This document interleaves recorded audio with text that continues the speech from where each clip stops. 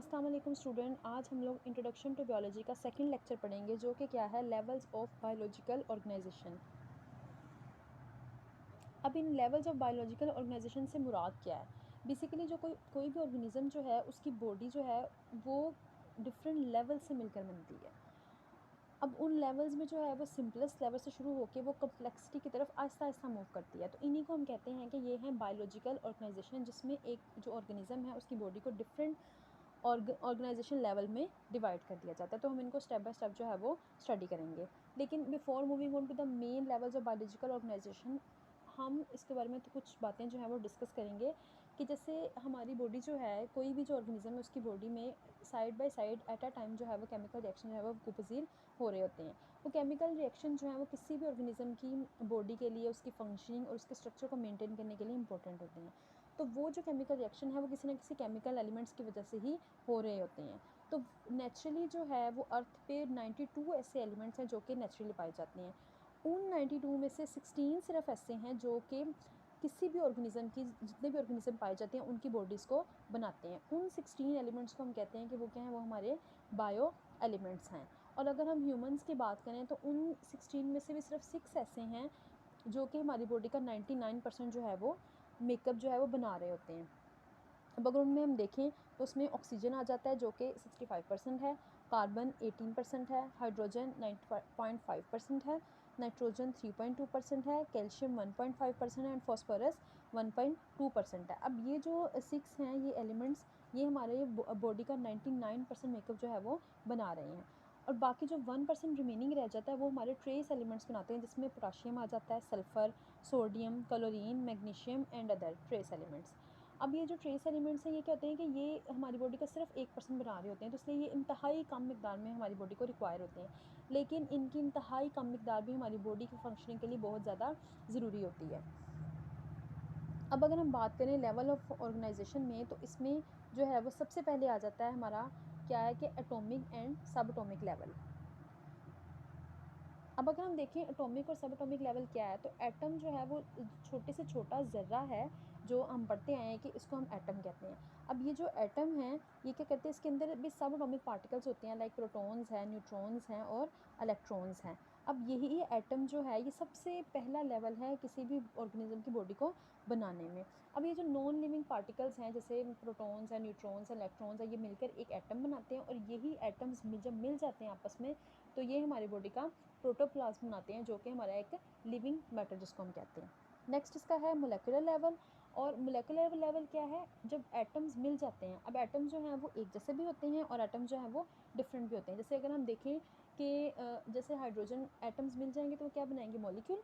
अब मॉलिक्यूल और एटम्स मिलकर जो है वो बड़े कंपाउंड्स बनाते हैं। जैसे अगर वाटर में अगर हम देखें तो उसमें हाइड्रोजन के एक मॉलिक्यूल ऑक्सीजन के एक एटम के साथ कंबाइन हो जाता है और वो क्या बना देता है, वो एक मॉलिक्यूल बना देता है।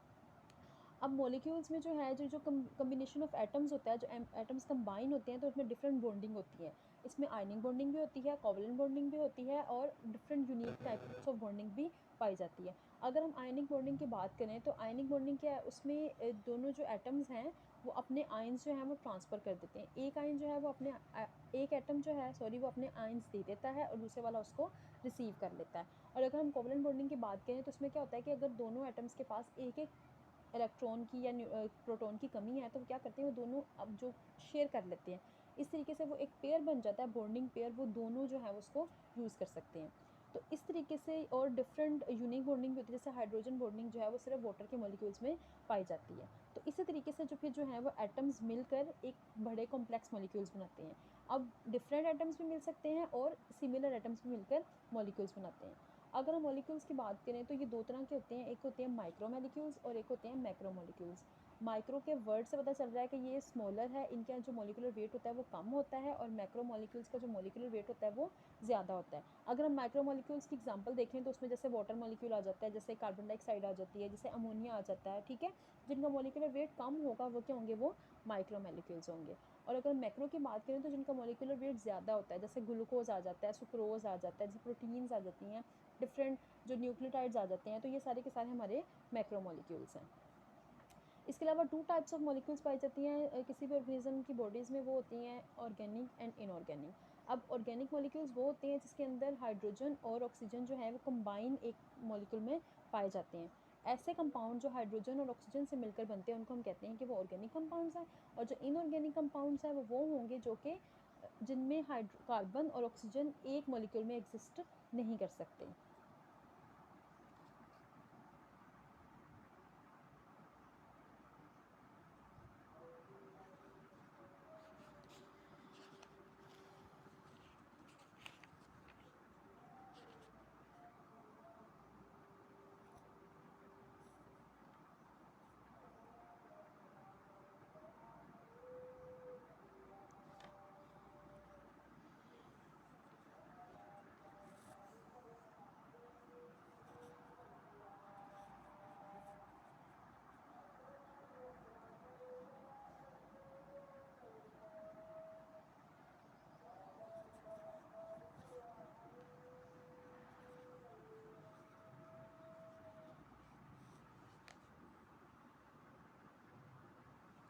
ओके, नेक्स्ट जो इसका लेवल आ जाता है वो आ जाता है सेल एंड ऑर्गेनेली।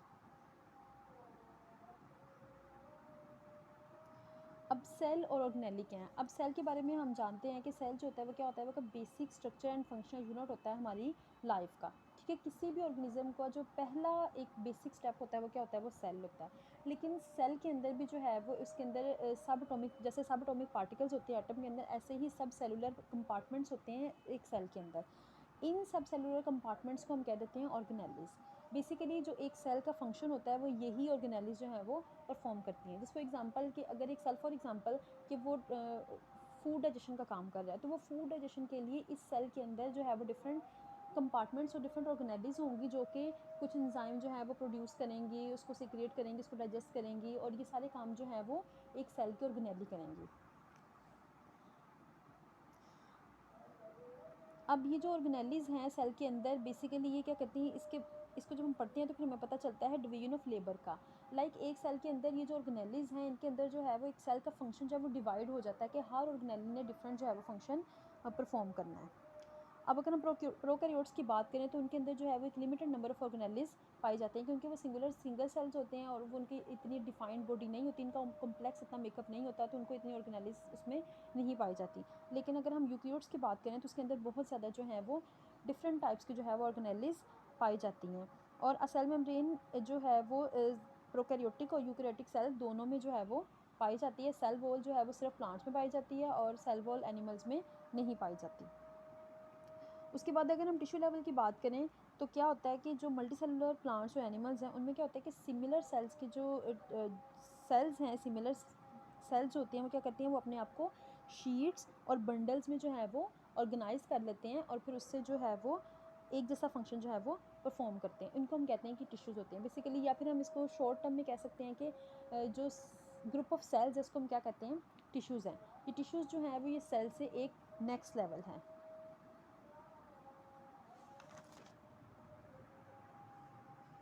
अब जो टिश्यू है वो एक पर्टिकुलर फंक्शन जो है वो किसी भी ऑर्गेनिज्म की लाइफ में परफॉर्म करता है। फॉर एग्जांपल अगर हम टिश्यूज़ की एग्जांपल देखें तो इसमें आ जाते हैं मसल टिश्यूज़ आ जाते हैं जो कि हमारे मसल्स की कॉन्ट्रैक्शन और रिलैक्सेशन का काम करते हैं। अगर हम ग्लैंडुलर टिश्यूज़ की बात करें तो हमारे ग्लैंड्स का काम करते हैं।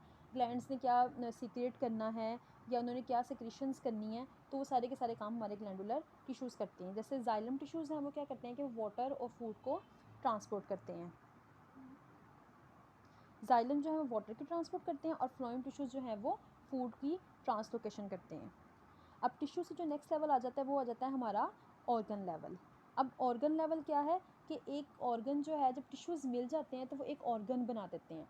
जैसे अगर हम अपनी बॉडी की बात करें तो हमारे पास एक स्टमक है जो कि क्या है, वो एक ऑर्गन है। अब उस ऑर्गन में डिफरेंट टिश्यूज़ पाए जाते हैं, वो टिश्यूज़ जो हैं वो डिफरेंट फंक्शंस परफॉर्म करते हैं।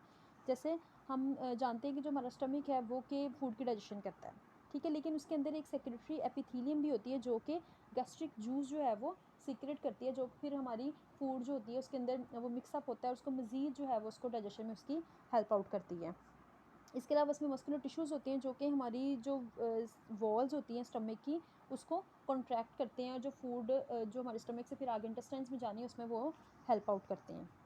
इसी तरीके से डिफरेंट ऑर्गन जो हैं वो प्लांट की बॉडी में पाए जाते हैं, जैसे रूट्स हैं, शूट्स हैं, लीव्स हैं, या फ्लावर्स हैं। अब रूट्स क्या करते हैं, वो एंकरिंग करते हैं प्लांट्स की सॉइल के अंदर, और सॉइल से उसको न्यूट्रिएंट्स और वाटर जो है वो उसको प्रोक्यूर करके देते हैं, और यहाँ से ही फिर जो है वाटर जो है वो प्लांट्स के एरियल पार्ट्स की तरफ जाता है। अगर हम शूट्स की बात करें तो वो प्लांट्स को स्ट्रेंथ प्रोवाइड करता है, और लीव्स जो हैं वो उसके फूड मैन्युफैक्चरिंग में रोल प्ले करते हैं।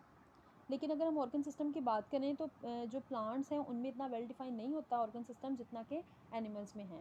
अब डिफरेंट ऑर्गन जो हैं वो मिलकर एक ऑर्गन सिस्टम बना देते हैं। जैसे अब अगर हम डाइजेशन की बात करें, एक स्टेप ऑफ एक प्रोसेस है डाइजेशन का, उसमें डिफरेंट ऑर्गन जो हैं वो रोल प्ले करते हैं। जैसे स्टमक है और लिवर है, ठीक है, इंटेस्टाइन्स हैं, तो ये डिफरेंट ऑर्गन। अब ये लिवर जो है इसका काम सिर्फ डाइजेशन में नहीं है, इसका काम और भी हैं, लेकिन फिल वक्त अगर हम डाइजेशन की बात करें तो उसके साथ डिफरेंट ऑर्गन्स जो हैं वो मिल जाते हैं, तो वो एक सिस्टम बन जाता है। इस तरह के डिफरेंट सिस्टम्स हमारी बॉडी में पाए जाते हैं, जैसे डाइजेशन सिस्टम है, रेस्पिरेटरी सिस्टम है, ठीक है, डिफरेंट सिस्टम। अब ये सारे सिस्टम जब कोऑर्डिनेट करते हैं, ये एक काम करना स्टार्ट कर देते हैं, तो फिर हम कहते हैं कि ये एक ऑर्गेनिज़म जो है वो डेवलप हो गया है। तो जब एक ऑर्गेनिज़म डेवलप हो गया है तो इसके जितने भी ऑर्गन्स हैं और जितने भी सिस्टम्स हैं जो एक काम कर रहे हैं, वो सारे के सारे कोऑर्डिनेशन में रहते हैं, और वो